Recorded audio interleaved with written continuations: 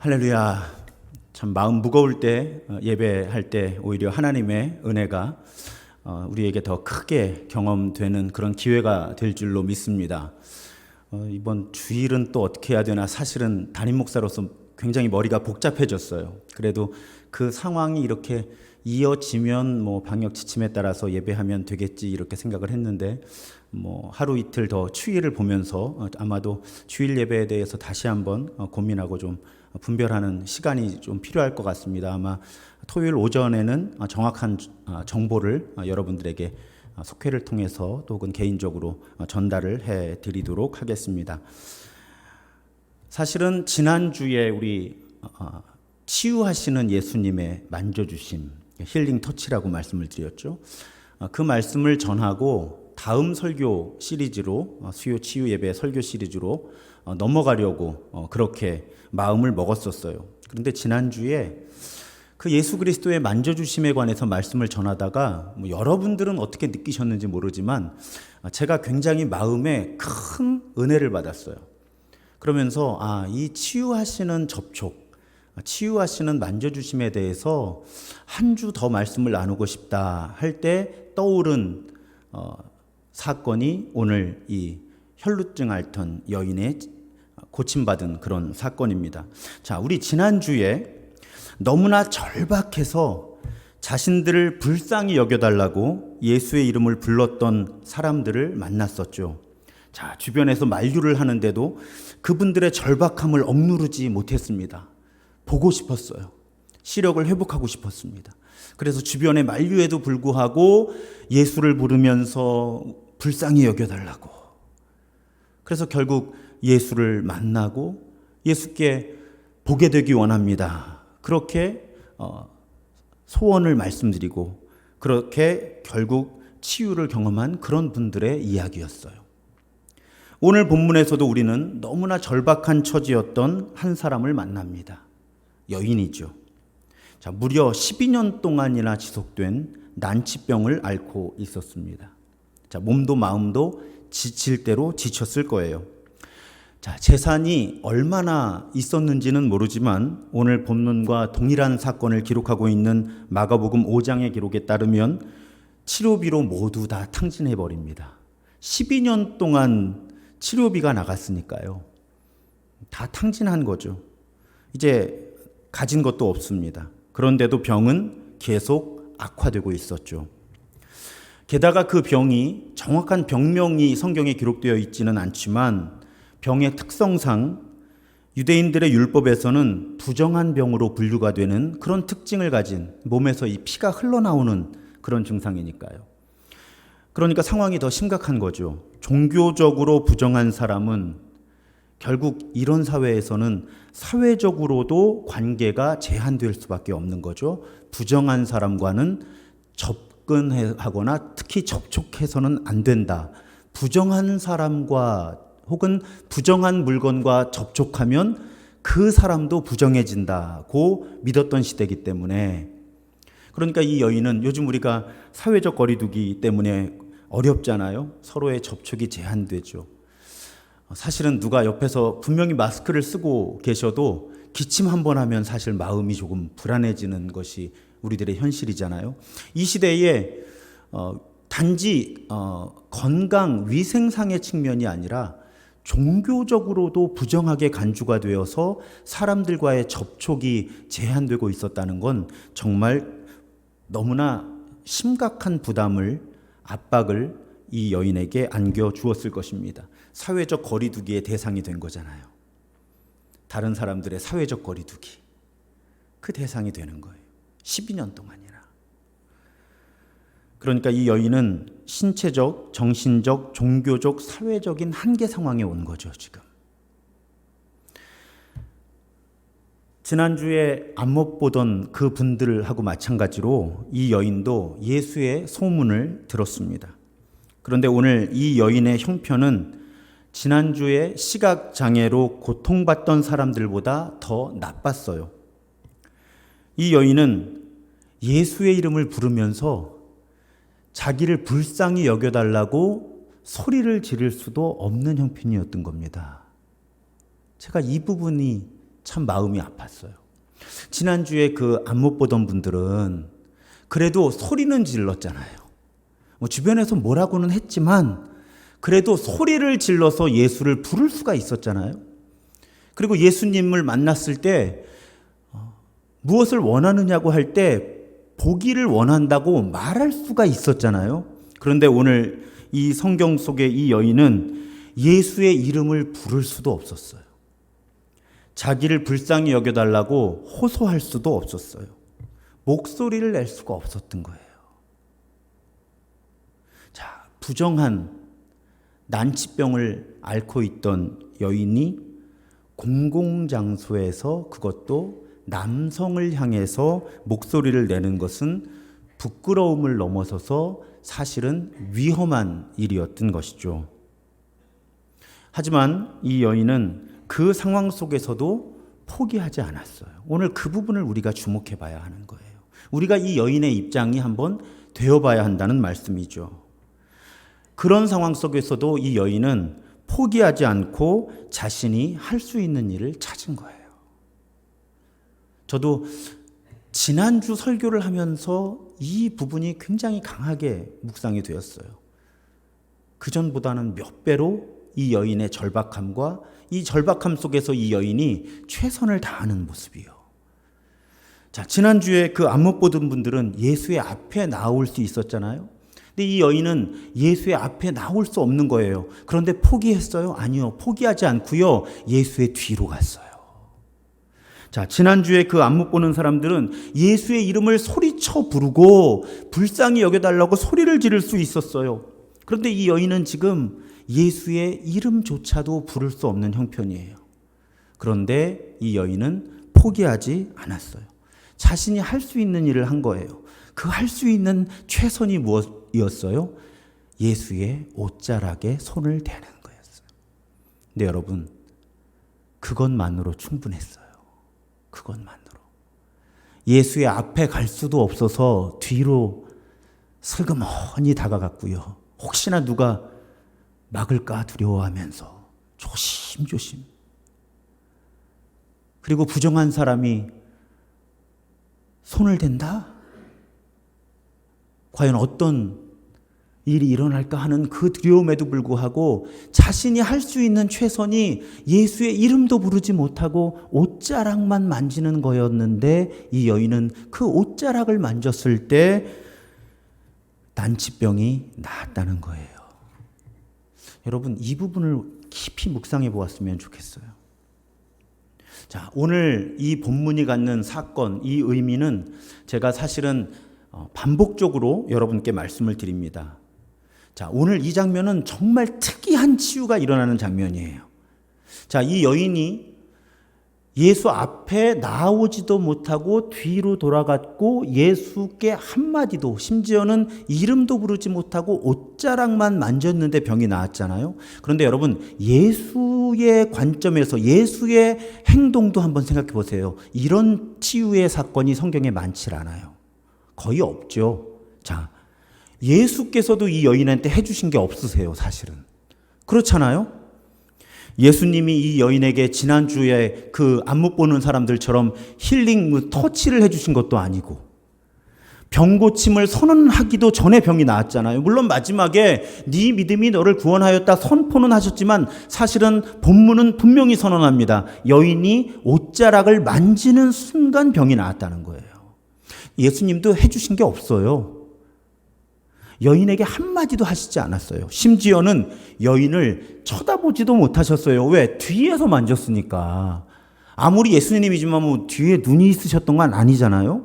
그러니까 오늘 이 장면은 성경 속에서 정말 특이한 치유의 장면이에요. 예수님께 한마디도 못하고 예수의 이름도 부르지 못하고 심지어는 예수 앞에 오지도 못한 사람이 옷자락만 만졌는데 병이 나은 거고요. 예수의 관점에서 봐도 예수님이 만져주시지도 않았고 병 고침을 선언해 주시지도 않았고 심지어 이 여인의 이름을 불러주시지도 않았고 이 여인을 쳐다보시지도 않았는데 병이 나은 거죠. 완벽하게. 그래서 제가 이 장면에서 어떻게 말씀드리죠? 예수님은, 하나님은 우리를 고쳐주기 원하시는 그 사랑과 능력으로 가득한 분이라는 거예요. 그 증거가 되는 장면이에요. 얼마나 예수님이 치유하시는 그 사랑과 능력이 가득한 분이면 옷자락만 만졌는데 병이 나았겠냐 하는 거예요. 예수님이 쳐다보지도 않으시고 병 고침을 선언해 주시지도 않았는데 그냥 옷자락만 만졌는데도 병이 나았다. 예수님은, 우리 하나님은 그런 치유의 사랑과 능력으로 가득하신 분이라는 거예요. 그런데 그 에너지를 흐르게 하는 게 뭐예요? 믿음. 자, 이 사건을 기록하고 있는 복음서에서 예수의 제자들 베드로가 얘기하잖아요. 아니 예수님, 사람들이 이렇게 많이 이렇게 저렇게 왔다 갔다 하면서 밀리고 밀치고 하는데 누가 몸에 손을 대냐고 하시면 어떡합니까? 이게 베드로의 한계죠. 그런데 예수님이 말씀하시죠. 다른 터치가 있었다는 거죠. 그 다른 터치가 어떤 면에서 다른 터치예요? 믿음이 달랐던 거죠. 믿음이. 그러니까 예수께 닿은 사람들은 여럿 있다는 거예요. 이 순간에. 그런데 이 여인의 터치가 다른 것은 믿음의 수준이 달랐던 거죠. 믿음의 수준이 다른 여인이 단지 옷자락만 만졌을 뿐인데 예수는 워낙 치유하시는 은혜와 사랑으로 가득한 분이었기 때문에 이 여인의 병의 근원이 마르게 되었다는 것입니다. 사랑하는 여러분, 오늘 이 사건은 정말 여러 각도에서 우리가 자주 묵상해야 하는 말씀이에요. 특히 치유와 회복을 위해서 기도하기 전에. 사랑하는 여러분, 예수님은 우리가 치유와 회복의 은총을 경험하기 위해서 할 수 없는 일을 하라고 하시지 않아요. 내가 너를 고쳐줄 테니 너 한번 이거 해봐 라고 하시는 분이 아니라는 거예요. 네가 100일 금식 기도를 하면 네 병을 고쳐주겠다. 네가 100만 원 헌금을 하면 내가 네 병을 고쳐주겠다. 작정 기도를 이만큼을 하면 내가 네 병을 고쳐주겠다. 어디 기도원을 가면 네 병을 고쳐주겠다. 할 수 있다면 요청하실 수 있어요. 그런데 그것도 믿음을 증명해보게 하기 위해서 요청하시는 것이지 치유의 대가를 거래하시는 주님이 아니시라는 거예요. 그런 하나님이 아니시라는 거예요. 제가 어렸을 때도 아니에요. 청년 때로 기억하는데 충격을 받았던 부흥회가 한 번 있었어요. 자식이 복받게 하고 싶으면 한 명당 100만 원씩 헌금을 하면 하나님이 그 자식에게 복을 주시겠다는 거예요. 그 자녀들에게. 제가 청년회 때인데 도무지 이해를 할 수가 없는 거예요. 도무지 이해할 수 없는 거예요. 하나님이 복을 주시는데 왜? 제가 부흥사 목사님께서 금액만 말씀하시지 않았어도 시험에 들지 않았을 거예요. 그렇잖아요?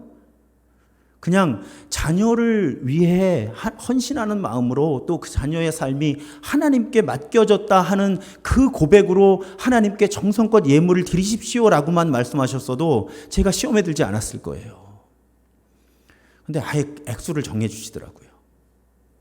자녀 한 사람당 100만 원씩 헌금을 하면 하나님이 그 자녀의 앞길을 책임져 주신다는 거예요. 여러분, 제가 아는 하나님은 그러지 않으세요. 우리를 치유하시고 회복시키기 위해서 하나님은 뭘 하라고 하시질 않으세요. 하라고 하실 때는 딱 하나의 이유인데 이제 믿음을 갖게 하기 위해서 혹은 그 믿음을 표현해 보게 하기 위해서 하시는데 그런 각도로 보면 정말 이해를 못할 건 아니지만 그래도 100만 원이라는 액수는 저에겐 충격이었어요. 그 당시가 이제 제가 80년대 90년대 초반인데 작은 액수가 아니었거든요. 그런 장면들이 있는 건 사실이죠. 요단강에 7번 들어갔다 나와봐라. 그럴 때는 또 그런 뜻이 있었을 거예요. 그 사람을 향한. 그런데 어떤 공동체 수백 명의 사람들에게 동일하게 100만 원씩 한 자녀 한 사람당 헌금을 하라고 그렇게 부과하는 하나님은 저는 지금도 사실은 납득이 가질 않아요. 어떤 개개인의 특별한 상황 속에서 하나님이 믿음을 보기 원하실 때 뭔가 요청을 하시는 장면들이 구약에 있기는 하지만요. 근데 그 반대의 극단적인 장면이 오늘 이 장면인 거예요. 예수님은 아무것도 요구하지 않으셨고요. 사실은 아무것도 안 해주시면서 모든 걸 다 해주시는 그런 분이에요. 자, 보세요. 앞을 못 보는 사람들이 할 수 있는 최선이 소리를 질러서 예수께 불쌍히 여겨달라고 호소하는 거였어요. 그래서 그들은 최선을 다해서 예수께 소리를 지른 거예요. 그랬더니 예수님께서 고쳐주신 거예요. 자, 이 여인은 예수께 말을 걸 수도 없었어요. 할 수 있는 최선이 뒤로 다가가서 옷자락을 만지는 거였어요. 그런데 이 여인이 그 최선을 다했을 때 예수님은 심지어 쳐다보지도 않으시고, 우리 표현으로 하면 하나님께 이런 표현을 적용하는 게 적절하지 않을 수 있지만 부지불식 중에 이 여인을 고치시더라 하는 거예요. 여러분, 안 못 보던 사람들이 소리를 지르는 것이 행동의 본질이 아니라, 이 여인이 옷자락을 만지는 것이 행동의 본질이 아니라 그 행동을 가능하게 한 믿음이 본질이기 때문에 그래요. 그 믿음이 본질이기 때문에. 우리가 이 부분을 놓쳐서는 안 된다는 것이죠. 그러니까 오늘 이 사건은 정말 사실은 설교할 이 적용점들이 너무 많은 거예요. 우리 주님은 치유하고 너무 치유하고 싶어 하시는 그런 주님이다. 그래서 믿음으로 옷자락만 만졌더니 심지어는 예수가 쳐다보시지도 않았는데 병이 나았다. 오늘은 그 부분에 초점을 맞추고요. 절대로 하나님은 우리를 치유하고 회복시키시고 은혜를 주시기 위해서 거래하시는 하나님이 아니다. 할 수 없는 것을 요구하시는 하나님이 아니다.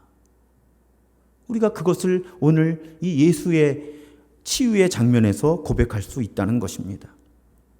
그래서 여러분, 오늘도 우리가 치유와 회복을 위해서 기도해요. 그런데 자, 소리를 크게 내서 통성으로 기도할 수 있어요. 지난주에 그 안 못 보는 사람들처럼, 바디메오처럼 나를 불쌍히 여겨달라고 예수 이름을 부르면서 나를 불쌍히 여겨달라고 고쳐달라고 그렇게 통성으로 기도할 수도 있어요. 그런가 하면 방언으로도 기도할 수 있어요. 그런가 하면 그저 안타까운 마음으로, 절박한 심정으로 한마디도 입으로 내지 못하고 침묵으로 기도할 수도 있어요. 자, 예수께 자기 형편을 차근차근 설명하면서 은혜를 구할 수도 있고요.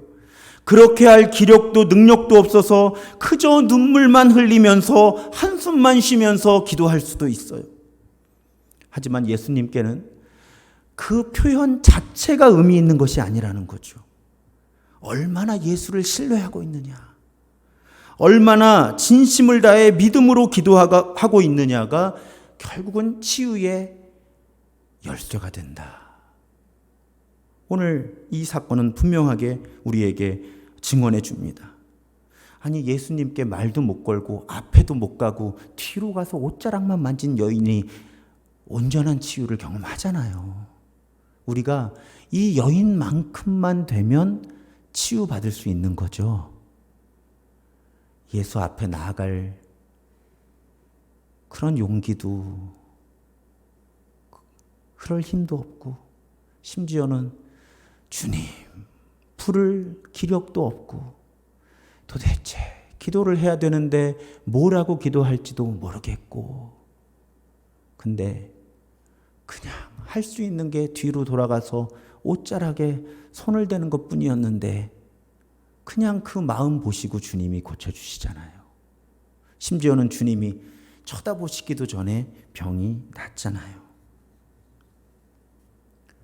그렇다면 지난주와 연결해서 하나 또 생각해 볼 수 있는 것은, 그럼 결국 이 여인의 믿음을 가능하게 한 아주 중요한 요소가 무엇일까? 여러 요소가 있어요. 우선은 이 예수가 누구신지에 대한 고백이 있었던 거죠. 메시아다, 그리스도다 하는 어느 정도의 믿음이 있지 않고서는 이 여인이 이런 무모한 일을 하지 않았을 거예요. 하지만 그 고백과 동시에 중요했던 것은 지난주에 소경들의 상황과 똑같은 것이죠. 절박함. 하나님은 절박함으로 나아오는 사람 외면하지 않으신다는 거예요. 절박함으로 나아오는 사람. 여기서 역설이 하나 존재하죠. 다른 대책이 사라질수록 은혜를 경험할 가능성이 높아지는 거예요. 오늘 이 여인 다른 대책이 다 사라졌잖아요. 만날 만한 의원은 다 만났을 거고 민간요법이며 뭐며 할 만한 건 다 했을 거 아니에요. 그러다가 12년의 시간이 흘렀고 가진 재산까지 다 잃었어요. 한계 상황이라고 아까 말씀드렸잖아요. 모든 면에서. 그 한계 상황이 이 여인의 절박함의 이유였고 역설적으로 모든 대책이 사라진 그 순간 이 여인은 예수의 옷자락을 만질 수 있는 용기와 믿음이 생기게 되었다는 것입니다. 그래서 이런 말씀 여러분께 드리고 싶어요. 모든 대책이 사라질 때 진짜 대책이 남습니다. 모든 대책이 사라져갈 때 진짜 대책이 남는 거예요. 사랑하는 여러분, 참 사실은 말씀드리기 어려운 이야기예요. 사실 지금 이 설교를 듣는 분들 가운데도 여러 대책들이 사라져가고 계시는 분들이 분명히 계실 거거든요. 그런데요, 그냥 성경 이야기에 근거해서 말씀드리는 거예요. 목사님, 내 처지도 모르시고 어떻게 저렇게 모든 대책이 사라지는데 진짜 대책이 남는다는 말씀을 하실 수 있나, 섭섭하다 하실지도 몰라요. 그런데 그래서 여러분 오늘 이 사건을 깊이 묵상해 보세요. 이 여인이 대책이 있었다면 예수 앞에 안 나왔을 거 아니에요. 대책이 있었다면 굳이 뒤로 들어가서 옷자락을 만지지 않았을 거 아니에요. 대책이 없어서 그렇게 했던 거잖아요. 그런데 그 대책이 없었기 때문에 이 여인은 진짜 대책을 세울 수 있었던 거죠. 예수의 옷자락이라도 만져야 되겠다. 사랑하는 여러분,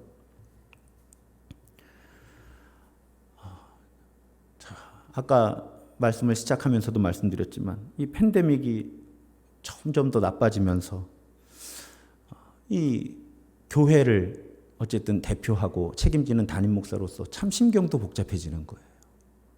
우리 교회만 생각해도 복잡한데 자꾸 주제 넘게 한국 교회가 5년 후에, 10년 후에, 20년 후에 어떻게 될까까지 괜히 고민하고 기도해요. 힘들어요. 그러면서 저에게 한 가지 마지막 붙들고 기도하는 그 기도가 바로 이거예요. 하나님, 팬데믹이 길어지고 모든 대책이 사라져갈 때 정말 진짜 대책이 남는 경험을 하게 해주십시오. 그래서 정말 이 팬데믹이 뭐 완전하게 지나가든 다음 단계로 넘어가든 어떤 때가 되었을 때 정말 신도중앙교회는 하나님이 붙들어 주셨다라고 간증할 수 있게 해주십시오. 뭐 인간적인 방법 쓸 것도 없고 쓸 수도 없습니다, 하나님. 그러니 이렇게 대책이 하나둘씩 사라지고 나빠지는 것처럼 보일 때 진짜 대책을 경험하는 정삼위 목사와 신도중앙교회가 되게 해 주옵소서. 그래서 사실은요, 대책이 사라져갈 때 솔직히 말씀드리면요, 이게 이해가 잘 되실지 모르겠는데 솔직히 말씀드리면 대책이 사라져갈 때 하나님이 주시는 자유도 있어요. 정말 하나님이 해주시는 일을 보겠구나. 정말 하나님이 하셨구나라고 밖에는 그렇게밖에 간증할 수밖에 없는 그런 시기를 지나가고 경험하게 되겠구나. 그런 마음으로 목회합니다. 사랑하는 여러분, 오늘은 두 가지 방향에 접촉하시는 은혜를 다 의지하고 신뢰하면서 기도했으면 좋겠어요. 자, 지난주에 힐링 터치, 치유하시는 접촉은 어떤 접촉이었죠? 예수께서 그저 예수 이름 부르면서 불쌍히 여겨달라고 하는 그 사람들에게 다가오셔서 손을 대주시는, 예수께서 손을 대주시는 치유하시는 접촉. 그것을 묵상하고 기도했다면 오늘은 그렇게도 기도하면서요, 반대쪽에 치유하는 접촉. 오늘의 접촉은 예수님은 가만히 계셨잖아요. 예수님은 가만히 계셨는데 이 여인이 다가가서 그것도 뒤로 돌아가서 예수의 옷자락에 손을 댔잖아요. 그런데 그 접촉도 치유하시는 접촉이 되었잖아요. 그래서 지난주에 설교를 하면서 이 사건이 떠오른 거예요. 다음 주에는 본래 설교 계획을 바꿔서 다른 방향의 치유하시는 접촉을 설교해야 되겠다. 그래서 여러분, 오늘은 두 방향의 치유하시는 접촉을 다 기도해 볼 거예요. 지난주처럼 오늘도 두 번 기도할 텐데, 첫 번째 기도할 때는요, 예수님께서 나에게 다가오셔서 치유하시는 접촉을 하시는 그런 상상을 하면서 기도하는 거예요. 오늘 주께 가까이 찬양할 거거든요. 이 찬양을 하면서 지난주에 한 번 해보셨어요. 물론 온라인으로 예배하시는 분들, 제가 그래프를 보면 기도가 시작되면 이제들 떠나세요. 아마 그 예배하시는 삶의 자리가 지금 이 기도에 참여하시기는 어려우셔서 그러는 거 다 이해해요. 그런데 제가 부탁드릴게요. 실시간으로 예배하시다가 찬양과 기도가 시작되면 그만하실 수 있어요. 상황이 여의치 않으면. 그런데요, 제가 부탁드리는 건 혹시 나중에 혼자서 기도하실 수 있는 상황과 여건이 되시면 유튜브에 이거 올라가 있잖아요. 그럼 다시 그 부분으로 돌아오세요. 설교는 이미 들으신 거잖아요. 그러면 혼자 조용히 하나님의 은혜를 구할 수 있는 그런 형편이 되면 다시 그 영상을 찾으셔서 찬양하는 부분부터 다시 예배하세요. 그리고 거기서 제가 설명드리는 대로 기도해 보세요. 한 가지 조건, 절박하시면요. 절박하지 않으시면 굳이 그렇게 하시지 않아도 되고요. 또 그렇게 안 하실 거예요. 그런데 여러분의 기도 제목이 정말로 절박하시다면요. 아니, 그 암흑 보는 사람들은 옆에서 그렇게 뭐라 그러는데 소리 질렀잖아요.